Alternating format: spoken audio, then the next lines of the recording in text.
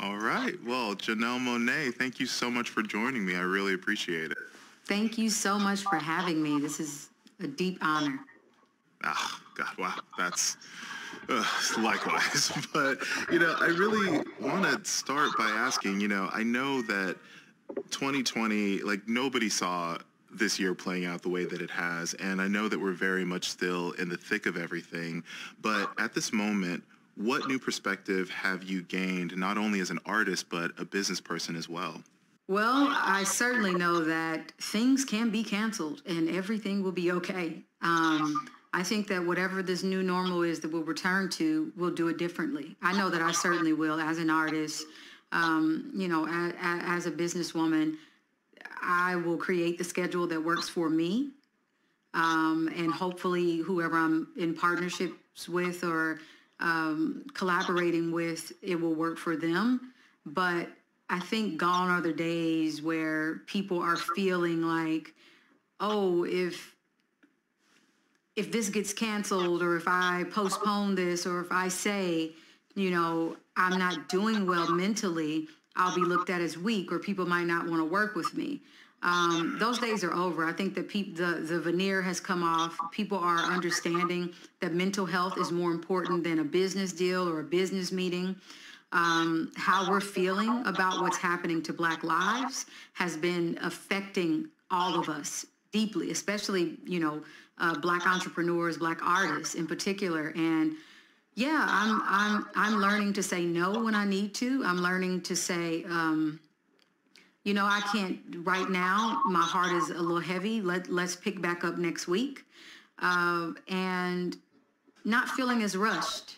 Not feeling as rushed. I think I've had a little more clarity on the things that I want to do, the things that make me happy, the things that don't make me happy, the people I want to work with, the people that I may not necessarily want to work with.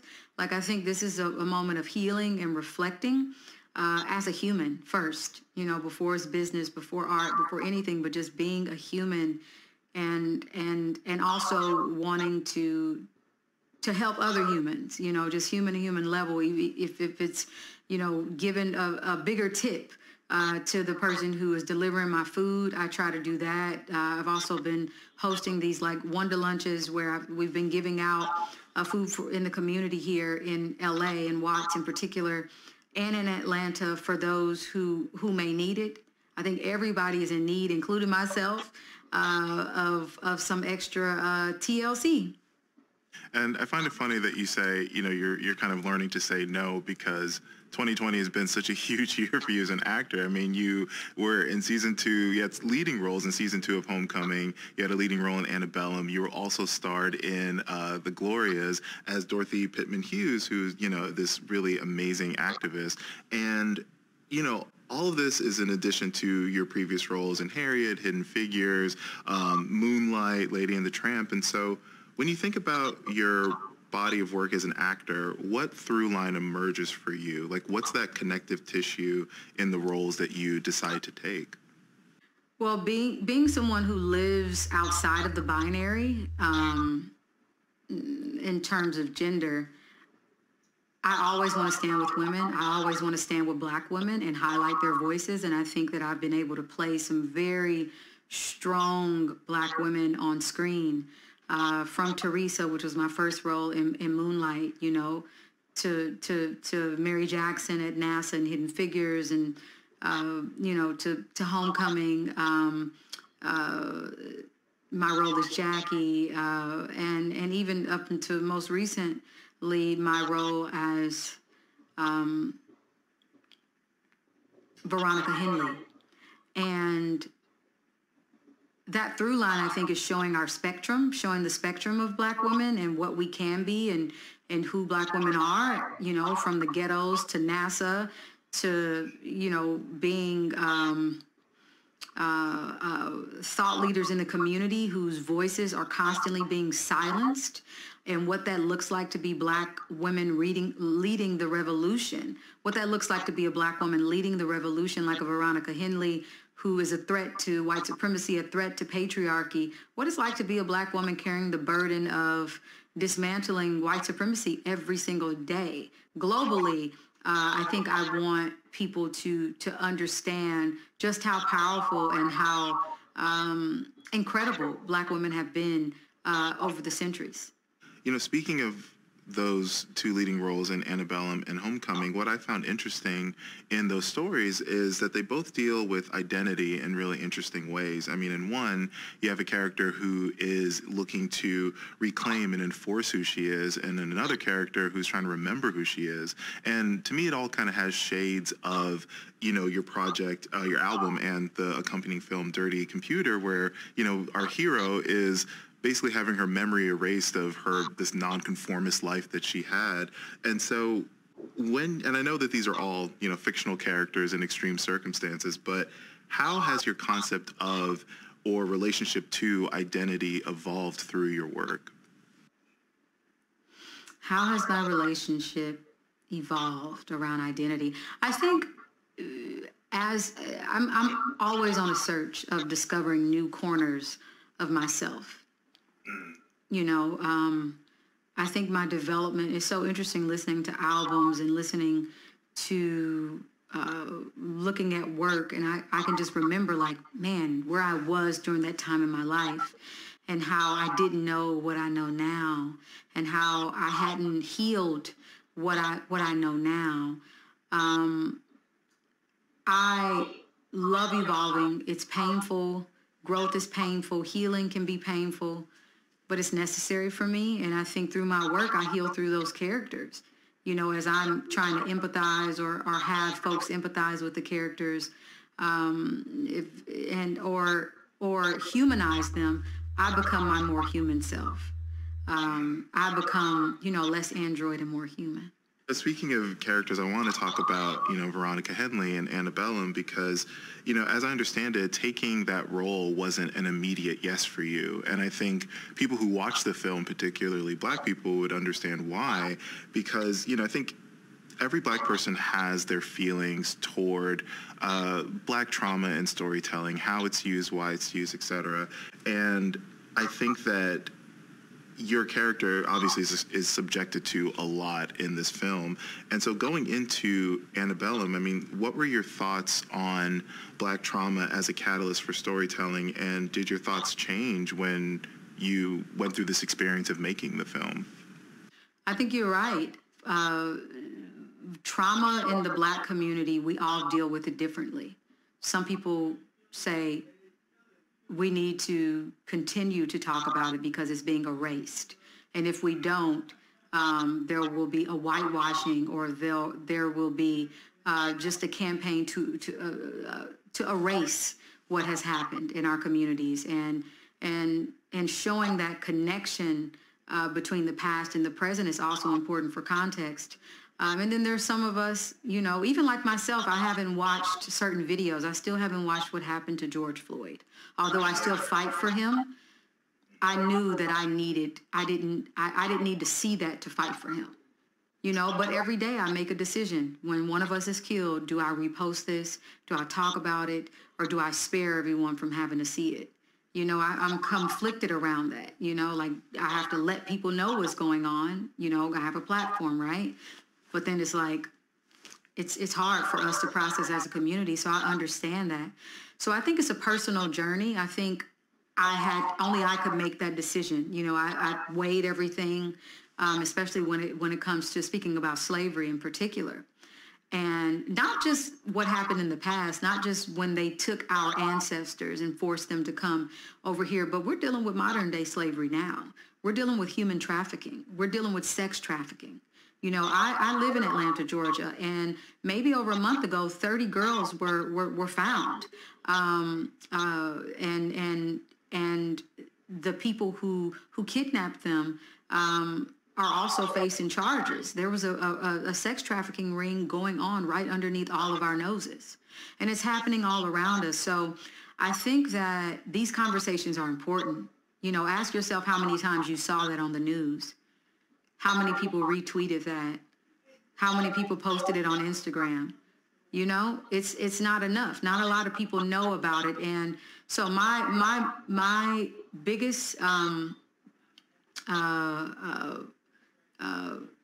I guess yes came from when I said, could things in this story happen in Antebellum? And the answer was absolutely. Absolutely. Everything is teed up for what happened to Veronica Henley to happen. And in fact, it is happening. In the film, I play an author, successful author, Veronica Henley, who finds herself trapped in this horrifying reality where she has to deal with the past, the present, and the future before it's too late. Well, everything about her is a threat. She's a threat to white supremacy. She's a threat to the patriarchy.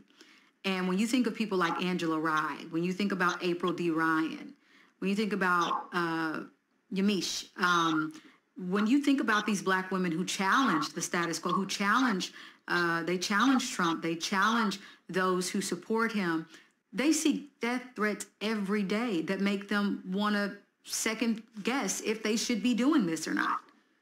They have to look over their shoulders. Some of them have security guards. And these are Black women fighting for marginalized voices and fighting for equality, and something we've been fighting for centuries. So the fight is not over. And I think what this film reminded me of is that the past is not the past. The past is not dead. Some of those same demons that our ancestors were fighting are here. They've been passed down to their grandchildren and grandchildren's grandchildren, and they end up in the White House. So it's painful. The truth is painful. Trigger warnings to all of my Black folks who are watching. If you need to take a pause, if you don't need to see it, then I understand that. I understand that. When you think about, or when I think about your music, really, there's always such a strong and cohesive vision to it. I mean, you and your team are these really meticulous architects of these very realized experiences. But when it comes to the acting roles you've taken so far, you're stepping into someone else's vision and their way of executing it. So as an artist with a very particular perspective on her art, how is it for you working within the parameters of someone else's vision? Like, what is that sense of collaboration when you're stepping into a world that's not of your own design? I've been very fortunate to work with directors who are collaborators, like through and through. And I have had an experience where that wasn't the case. And you show up and you're like, yeah, let's do this. And it's like, yeah, we agree. Let's make that work. And then, you get that cutback and you're like, okay, so how are we going to do this? That has happened to me. And it's happened to a lot of us, a lot of artists. But I think but ultimately it is the director's decision.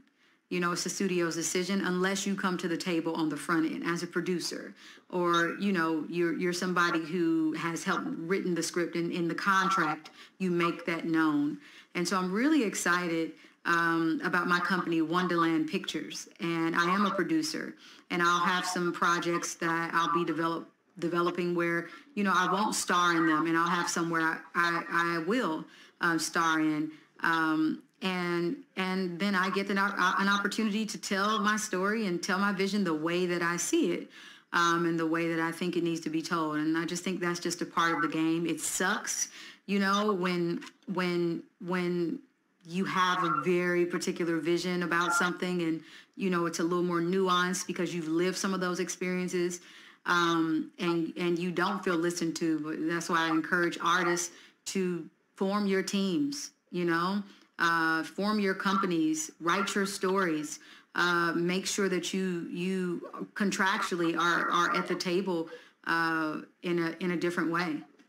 And that actually speaks to what I was going to ask, because I wanted to ask you, how do you advocate for yourself? Like, when you're stepping into these, particularly in the space of being an actor, because I would imagine that, rising through the music industry and reaching the level that you have, this may help that a little bit. But stepping into a relatively new space like acting, how do you go about advocating for yourself when you have these intersections of being this Black woman that is like, we don't get to see those intersections occupying the space that that you're occupying right now. So for other people who have those intersections that are marginalized, like, I guess, like, what are some lessons in learning how to advocate for yourself in positions where you feel like your voice and your vision isn't being heard?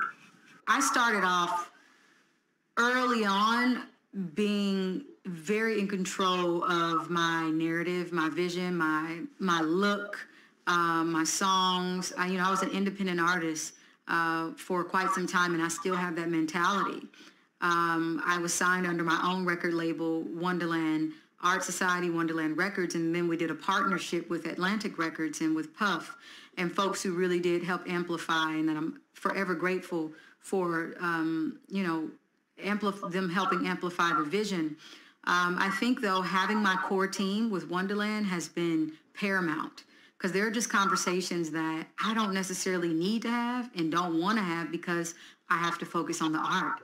I have to focus on doing the best work for the character. Nobody's going to be like, oh, well, Janelle had, a bad business meeting, so that's why she sucked at her role. They're just going to be like, she sucked doing that role, So I always have to think about making sure that I show up on screen and I'm doing the best that I can to portray whatever character I'm playing. I'm showing up on stage to do the best job at performing the songs and the music that I have out for that tour. And I just let my team have those tough conversations. We'll have meetings and I'll let them know where I stand. And they're like, okay, we will have those tough conversations. Because what you don't want is for your light to burn out because you're so busy exerting energy in so many different directions. I really wanted to talk more about Wonderland, because I know that we got a chance at Fast Company. We got a chance to, kind of get a peek behind the curtain, because you were our cover star for our 2018 Most Productive People issue. And so, I think I love that feature so much, because I feel like we have such a good sense of Janelle Monáe as the artist, and you have been very fortunate in constructing that vision of who you want to be as an artist very, very closely, and not many people can say that. And so, when you had the opportunity, when you were in the position to create your own company, what did you want it to be? Like, what did you want to do differently when you stepped into this position of having this label / arts collective / production company? Well, we were not even trying to form a business. We were are just like a group of creatives, artists, predominantly Black and brown, who love just creating, from music to film to storytelling, short stories, to acting, to visual art, and wanting to create a different blueprint. There were people like Prince who inspired us, and like with Paisley Park, that really inspired Wonderland. But Wonderland has been artists protecting artists, really. Like all of us creating more creative water so that we can swim in. And obviously when you start pushing out art in that way, it does become a business, because people, you can do things for free, but then how do you survive? So you do have to figure out, okay, how are we going to put a tour out, or how are we going to put the songs online, and who's going to help amplify what it is that we're doing so that these songs reach people's hearts. And I think that one of our things is to create radical and rebellious pieces of art through music and through film and TV, and telling the stories that we don't see oftentimes represented, and knowing that our imagination really can inspire a nation, not just playing the same characters over and over again, or creating the same music that we hear. We understand that we have a unique purpose to not look and feel like everybody else. It may take longer. You may not get, a lot of money. You may not be the most famous, but having that freedom to say, we want to talk about androids and science fiction. We want to do fantasy. We want to create trilogy films. We want to create an album around what it means to have your memories taken because you are a threat to the status quo. Wonderland is like, we look at ourselves as like, I guess after we left our families, not that we're not in touch with our families, but we looked at ourselves kind of like these orphans who stayed in like this house in Atlanta for many years, and we adopted each other, you know, and we wanted to protect each other. Yeah, and protect the artists at all costs. You know, it's like if the vision is feeling like it is getting watered down, then we understand that that's not good for us. And in that, you know, you touched on this a little bit in just mentioning how important it is to build a team that you trust, and you're able to delegate tasks to different members of your team. But I want to hear a little bit more about how you have grown as the leader of this company, like the CEO. Like, what has that been for you? What has that been like for you, kind of developing your leadership style? Because I know it's easy for a lot of creatives to, like you said, sometimes you just really want to focus on the creative, but sometimes decisions need to be made. So for you, how has that been for you growing as a leader of this artistic movement? I think one of the things that I am getting better at is trusting my instinct and trusting my gut and trusting what I like to call a soul clock. Soul clock. Only I know when it's time to release a project.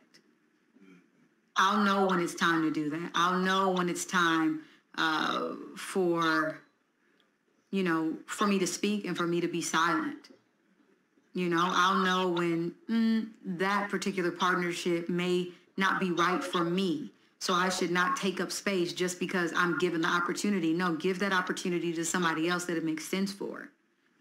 Yeah, and then not feeling the pressure to say yes to everything just because it comes on your plate, just because you've met more people, just because you have more opportunities to collaborate. It doesn't mean that it's right for you or for your company. You know, I think it's super important that we protect the things that make companies unique or make us unique and make us special. And not everybody deserves to have that.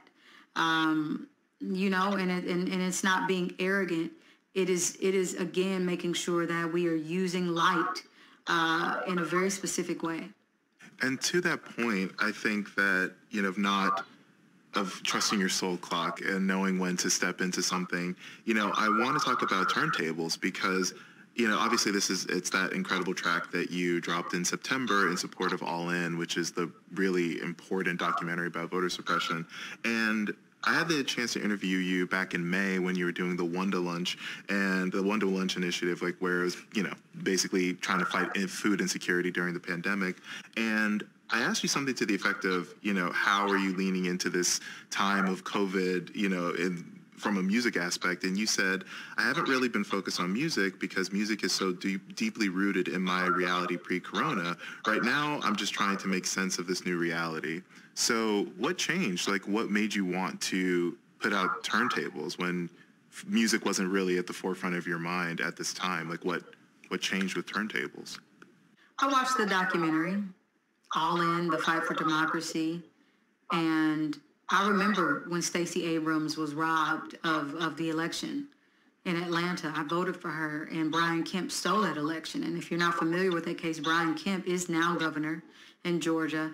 And he, during the election, running against Stacey Abrams, he was also the Secretary of State. So that meant that he's over the elections. He's seeing all of the people who are voting. He's stopping people from voting and also running for governor. That's already a conflict of interest.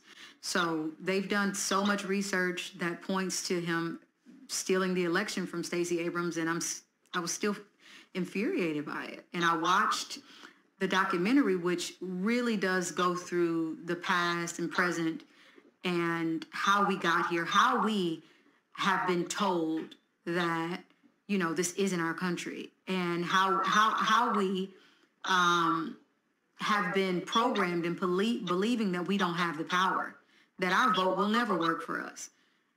But the reason that they are trying to suppress our vote, and we see it with what Donald Trump is doing with the post office, we see it, I've been gerrymandered before. We see the long lines. We see all the obstacles that they're putting us through as Black folks to vote. Why do you think that's the case? And so this particular documentary goes through the origins of that. Who could vote? It was when voting first became a reality for this country. Only like young white slave owners could vote. Women couldn't vote. Black folks couldn't vote. So what ended up happening was, over the years, women got a chance to vote. Black folks got a chance to vote, but they said, you know what? We know that you won't vote for our best interest because our interest is to dominate. Our interest is to stay in power. Our interest is to be supreme, to withhold the establishment of white supremacy. And they put us through all these obstacles. So once I saw that, I was like, you know what? I have to give energy because this is going to be a long fight. This is going to be a long road. And whatever energy I can contribute to those who are on the front lines, like Stacey Abrams, like everyone a part of the Black Lives Matter movement, like everyone who's showing up to make sure that on the during local elections, people are coming out. People are really fighting to make sure that marginalized voices are heard. You need energy. And because we're in the middle of a revolution, what is a revolution without a song? What is a song without a revolution? And yeah, this was just my way of giving energy to the movement and the revolution that we're in. And kind of to that point, you've been an energy source for so many people for so many different reasons for so long now. And so at this moment, where are you drawing your energy from? Where am I drawing my energy from? Oh my goodness. That's a question. I'm always trying to re-energize and recharge. I'm constantly trying to find my balance. I think though, like I mentioned a little earlier, that this pandemic has definitely taught me that schedules can be changed, things can be rescheduled and rearranged. And, when I'm feeling depleted, I just say, hey, I love you. I wish I could be there for you, but I want to show up complete. I want to show up refilled when I'm there. And sometimes if I'm not, I'll just say that. It gives me more energy actually just to say, today I'm not at 100. There are a list of things going on. I don't have to go down that list, but I'm gonna keep it right here today. Yeah. And, when I was saying earlier about you being a source of energy for so many people for so many different reasons, I was thinking in particular, Dirty Computer, which, it's so weird to think that that was released 2 years ago because honestly, I haven't stopped listening to it. So it still feels really new. And, for you, like, how would you say, like, when you think about that milestone in your life and career with that really fantastic project, like, how would you say you've grown as just an artist and a person from that moment, now that you have a little bit of distance from it? How have I grown? It's so interesting. Thank you so much for listening to this project. It's so interesting how relevant I feel like that project is, and even more, than even when it was written. And it was a project that I've had in my heart for many years. But it took me to get stronger. It took me to get more fearless before I was able to put pen to paper and, to show up for myself and execute the project. And I think that, I feel much lighter. I don't feel like, I feel like I can be all of me. I feel like I don't have to walk in fear behind closed doors or publicly. I also feel more in control of who I am and who I am as an artist in particular. It's just giving me more power. And it's made me really happy to see more than anything that other folks are using it in their own lives and they're finding their own power and they're feeling community in it. Because that was one of the second things. You know, first thing was to be honest and to talk about where I am. And then secondarily, I wanted to make sure that it felt like a church for people who have been shunned from their own churches. If it was they're questioning too much or them embracing their sexualities and so on, like this is the church for you. And so it's really beautiful to have been a pastor in the Dirty Computer Church. My favorite pastor of all time. And I think that, you know, one thing I find so fascinating about you is, I mean, in my opinion, it's just like how singular you are as an artist. And, you know, obviously you have many inspirations and influences, you know, from James Brown, David Bowie, Lauryn Hill, like just so many people that have influenced your work. But the way that you've managed to take all that inspiration and shine it through your very specific lens has just been fantastic. And that's just your music. And we see how you're growing as an actor. We see how you're growing as a business leader. And so, you know, when you think back at your career as a whole, what would you say are those key takeaways of this journey you've been on? Because, I mean, you have so much farther to go, and, you know, we're all going to be watching and, you know, just me personally, just in awe of what you're capable of. But at this point, when you look back, like what are those key takeaways of Janelle Monáe? It's so interesting how art is and how, in particular, my art, it reveals itself over time. Sometimes when I'm making music or I'm a part of a film or I'm like collaborating or creating anything, I don't always know why I'm doing something. And then like years later, it's like, wow, I'm actually living out this very moment. You know, this moment was meant to be for the future, to save me right here in the present, or to save this person right here in the present. And I do believe that nothing is by chance. You know, even in times where I feel let down or disappointed or, you know, the things didn't go as planned, it was supposed to happen. I just haven't, it hasn't been revealed to me why yet. I love that. I think that's it.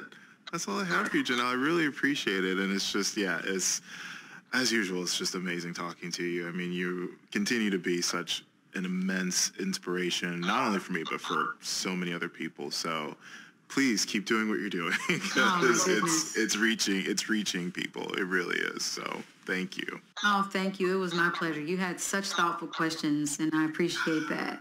And it's my job. What can I do? Yeah, I love your turtleneck. I love your whole look.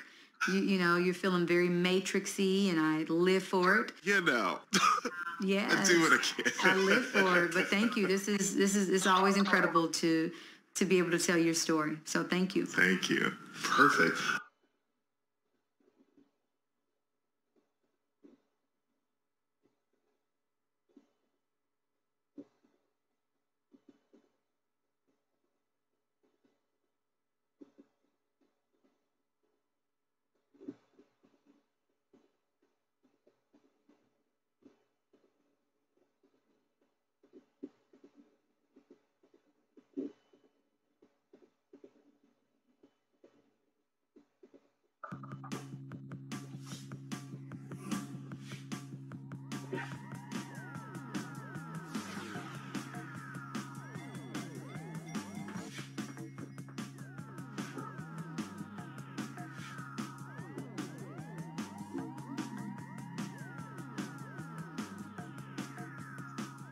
All right. Well, Janelle Monáe, thank you so much for joining me. I really appreciate it.